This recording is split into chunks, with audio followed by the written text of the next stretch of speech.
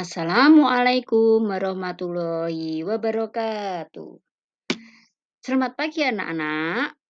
Sebelum kita mulai tentang materi khutbah Jumat, mari kita ucapkan rasa syukur kita kepada Allah Subhanahu wa taala di mana yang telah memberi kita banyak nikmat di antara yaitu nikmat Islam, nikmat sehat dan nikmat iman.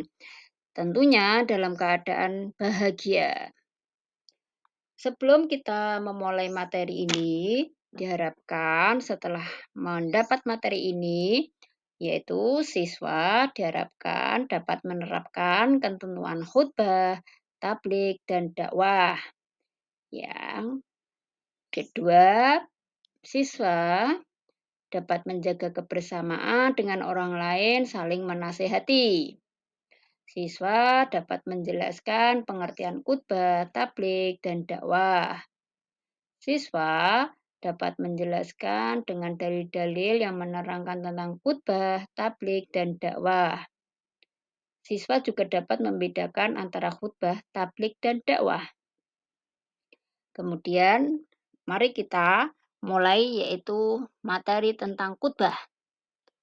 Khutbah berasal dari kata khattaba yaktubu khutbatan yang berarti ceramah atau pidato. Khutbah Jumat ialah bentuk ceramah yang berisi nasihat dan wasiat keagamaan yang disampaikan kepada jamaah yang diikat oleh syariat dan rukun. Khutbah Jumat punya syarat dan rukun yang tidak boleh ditinggalkan, sebab terkait erat dengan sah atau tidaknya sebuah ibadah mahdhah. Orang yang menyampaikan khutbah disebut khatib. Selanjutnya, sekarang kita membahas tentang khatib Jumat. Khatib harus memenuhi ketentuan agar menjadikan khutbahnya syah. Adapun ketentuan menjadi khatib adalah A. Islam, baligh dan berakal sehat. B. Mengetahui syarat, rukun, dan sunat khutbah. C. Suci dari hadas dan najis. D. Suaranya jelas dan dapat difahami oleh jamaah.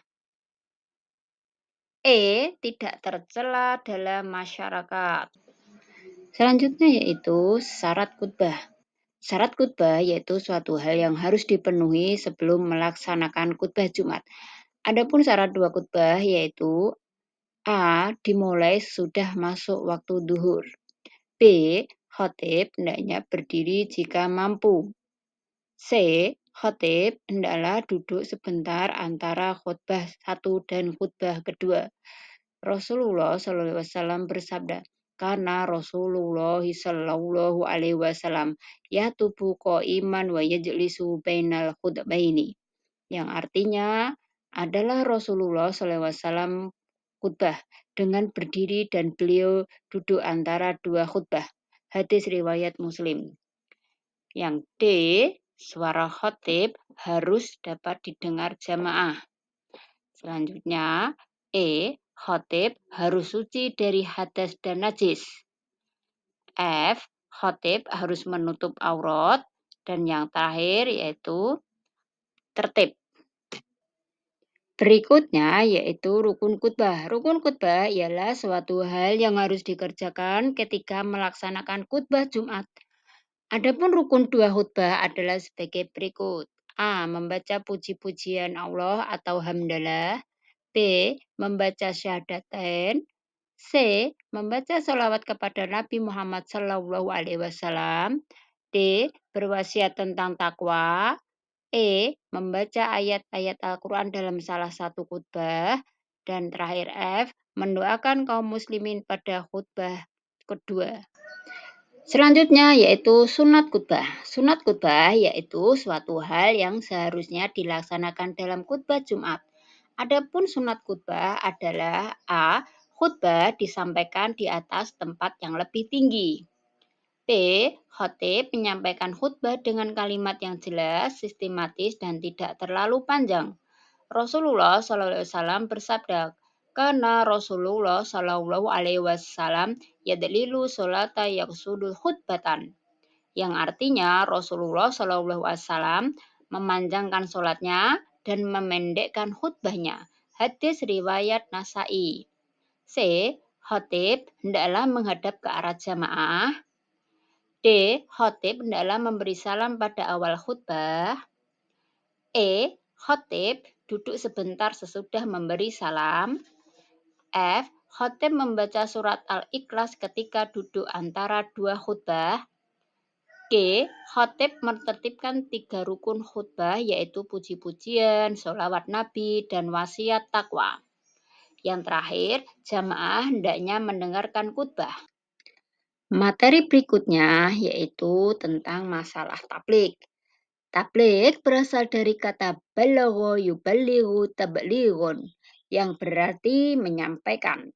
Menurut istilah, tabligh adalah menyampaikan ajaran-ajaran Islam kepada umat manusia untuk dijadikan pedoman agar memperoleh kebahagiaan dunia dan akhirat. Di dalam tabligh, yang menjadi inti masalah adalah bagaimana agar sebuah informasi tentang agama Islam bisa sampai kepada objek dakwah. Materi berikutnya yaitu dakwah.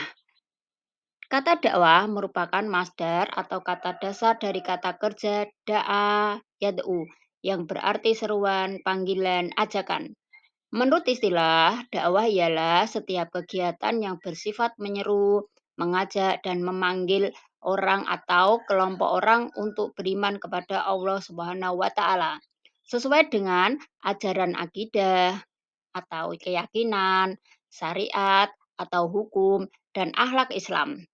Rasulullah SAW bersabda, An abnillah ibni amri wa anna nabiyya sallallahu alaihi wasallam balighu anil walau ayat, yang artinya dari Abdillah bin Amr, sesungguhnya Nabi Shallallahu Alaihi Wasallam bersabda, sampaikanlah olehmu apa yang kalian peroleh dari aku, walaupun satu ayat.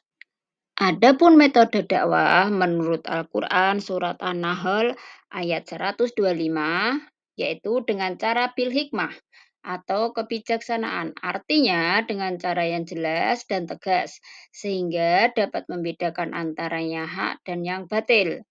Penyampaian dakwah ini terlebih dahulu harus mengetahui tujuan dan mengenal secara benar terhadap orang atau kelompok yang menjadi sasaran. Kemudian mau idah hasanah, yaitu berdakwah dengan nasihat yang baik. Maksudnya dengan menyampaikan dengan menyenangkan hati, tidak menyakitkan dan tidak memaksa. Kemudian mujadalah atau diskusi, ialah berdakwah dengan saling tukar pikiran dan informasi. Dari hal-hal yang telah diuraikan terdahulu, dapat kita analisa bahwa khutbah, tabligh, dakwah hampir sama. Namun ada perbedaan di antara ketiganya. Yang paling tinggi dan yang paling luas cakupannya adalah dakwah. Dalam dakwah ada beberapa jenjang aktivitas, yaitu adalah tabligh. Jadi tabligh itu bagian dari dakwah. Tetapi dakwah bukan hanya semata-mata tabligh. Tabligh sendiri berarti menyampaikan. Di dalam tabligh yang menjadi inti masalah adalah bagaimana agar sebuah informasi tentang agama Islam bisa sampai kepada objek dakwah. Demikianlah materi yaitu tentang khutbah Jumat, dakwah, dan tabligh. Semoga kita bisa melaksanakan dan menyampaikan dan bisa bermanfaat tentunya untuk pribadi atau untuk umumnya untuk umat Islam. Sampai di sini dulu. Wabillahi taufiq wal hidayah. Wassalamualaikum warahmatullahi wabarakatuh.